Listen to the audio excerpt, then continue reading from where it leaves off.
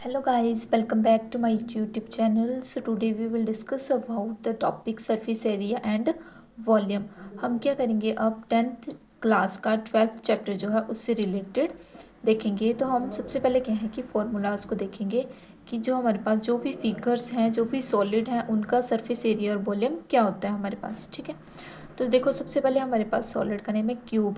तो क्यूब कैसा होता है हमारे पास, इस टाइप से होता है क्यूब. ये क्या है हमारे पास एक क्यूब है जिसकी क्या होती है कि सारी साइड्स जो हैं वो इक्वल आती हैं हमारे पास. ठीक है, यानी कि इसकी सारी साइड्स क्या हैं एक दूसरे के इक्वल हैं, यानी कि हम इनको ए लेके चलते हैं. ठीक है, और इसमें क्या होते हैं टोटल 6 वर्टिसेस, 6 फेस होते हैं हमारे पास टोटल. ठीक है, इसके देखो एक यहाँ, एक यहाँ, एक यहाँ, एक पीछे, एक ऊपर, एक नीचे, एक साइड में. ठीक है, तो ये टोटल जो इसके फेसेस हैं वो 6 होते हैं. अब हम लेटरल सरफेस एरिया यानी कि कर्व्ड सरफेस एरिया के बारे में देखेंगे. तो कर्व्ड सरफेस एरिया जो है उसमें हम क्या करते हैं कि टॉप और बॉटम का एरिया जो है वो इसमें इंक्लूड नहीं होता है. सिर्फ जो टेढ़ा पार्ट होगा, जो गोल हिस्सा होगा, उसी का एरिया जो है इसमें काउंट होता है. ठीक है, तो कर्व्ड सरफेस एरिया में हमारे पास क्या आ जाएगा कि क्यूब जो है उसका कर्व्ड सरफेस एरिया होता है हमारे पास 4a का स्क्वायर. और जो टोटल सरफेस एरिया यानी कि 6 फेस होते हैं हमारे पास, तो इसका एरिया क्या हो गया 6a का स्क्वायर हो गया. ठीक है, अब वॉल्यूम, अब वॉल्यूम निकालना है क्यूब का. तो वॉल्यूम कैसे निकालते हैं, हमारे पास क्या होता है वॉल्यूम. वॉल्यूम जो है हमारे पास क्यूब का क्या होता है कि ए का क्यूब जो है ये हमारे पास इसका वॉल्यूम है. ठीक है, तीनों साइड्स जो है एक दूसरे के, मतलब इसमें जो भी साइड्स होंगी वो एक दूसरे के इक्वल होंगी. और ए क्या हमारे पास साइड है. क्लियर है. अब देखो क्यूबॉइड, तो क्यूबॉइड में क्या करेंगे हम, क्यूबॉइड हमारे पास इस शेप का होता है. इसमें हमारे पास क्या होता है, एक होती है लेंथ, माचिस की तिल्ली, माचिस की डब्बी देखिए ना, वो जो हमारे पास क्यूबॉइड की शेप की है. ठीक है, इसमें होती है लेंथ, ब्रेड्थ और हाइट. तो इसका जो हमारे पास लेटरल सरफेस एरिया है वो हमारे पास होता है 2HL+B, यानी कि 2 height multiply by length plus breadth. और जो हमारे पास टोटल सरफेस एरिया वो होता है 2 × LB+BH+HL. ठीक है, और वॉल्यूम क्या होता है हमारे पास length into breadth into height.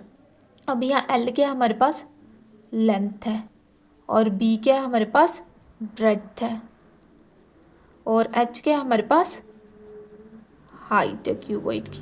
ठीक है, अब देखो कोन, कोन किस शेप का होता है. कोन के डेली लाइफ एग्जांपल्स हम देखें जैसे, तो कोन किसकी शेप का होता है, जो बर्थडे कैप्स होती हैं उसकी शेप का होता है कोन. ठीक है, तो कोन में हमारे पास ये जो पार्ट है इसको बोलेंगे आर यानी कि रेडियस, और ये जो हमारे पास होता है इसको बोलते हैं एच यानी कि हाइट, और ये जो पार्ट होता है इसको बोलते हैं हम स्लैंट हाइट यानी कि एल.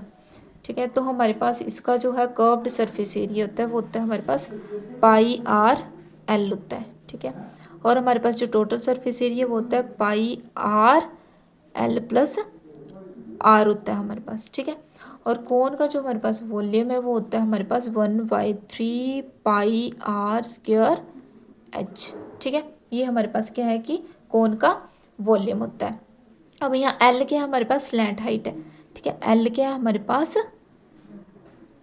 स्लैंट हाइट है, और आर क्या है हमारे पास रेडियस है, और एच क्या होता है हमारे पास हाइट होती है. ठीक है, तो स्लैंट हाइट को निकालने के लिए भी हमारे पास फॉर्मूला आता है. जैसे स्लैंट हाइट निकालनी है तो एल का square is equal to R का स्क्वायर प्लस एच का स्क्वायर. किसी भी क्वेश्चन में हमें जो रेडियस और हाइट दी होगी तो वहाँ से हम जो स्लैंट हाइट को फाइंड कर सकते हैं.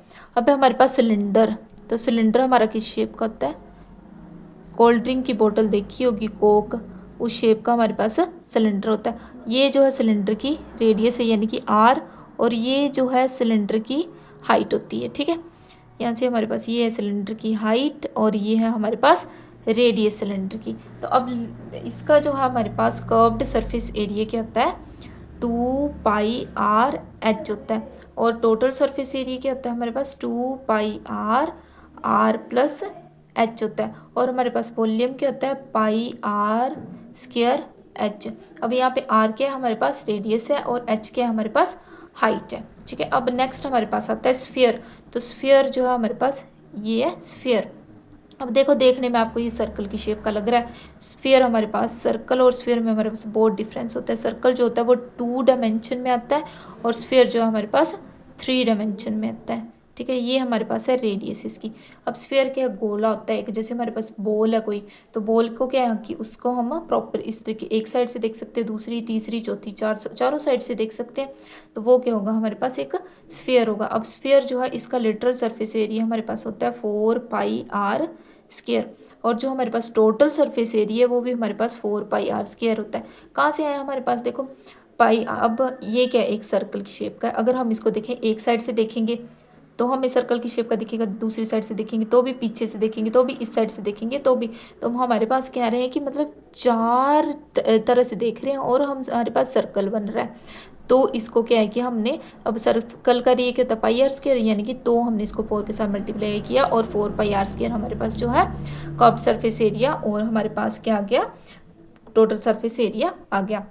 अब हमारे पास वॉल्यूम क्या होता है 4/3πr³ जो है इसका वॉल्यूम होता है। आर क्या हमारे पास रेडियस होती है, और पाई की वैल्यू तो आपको पता है 22/7 होती है और 3.14 भी होती है। ठीक है, अब हेमिस्फीयर के बारे में देखेंगे, तो हेमिस्फीयर क्या है हमारे पास, हेमिस्फीयर हमारे पास इस शेप का होता है, ये हमारे पास हेमिस्फीयर। यहाँ से हमारे पास ये क्या है, इसकी रेडियस आ जाएगी, और ये भी इसकी क्या है हमारे पास रेडियस है। अब देखो हेमिस्फीयर के लिए इसका हाफ हो जाएगा, यानी कि 2πr स्क्वायर। अब तो एक साइड का फिर भी निकल गया, तो हमारे पास क्या आ जाएगा 3πr स्क्वायर, और इसका जो है वॉल्यूम होगा इसका हाफ, यानी कि 2/3πr³ जो है हेमिस्फीयर का हमारे पास वॉल्यूम है, और यहाँ पे आर क्या है हमारे पास रेडियस है। ठीक है, इस तरीके से ये फॉर्मूलाज जो है हम आगे क्वेश्चंस के लिए यूज़ करेंगे।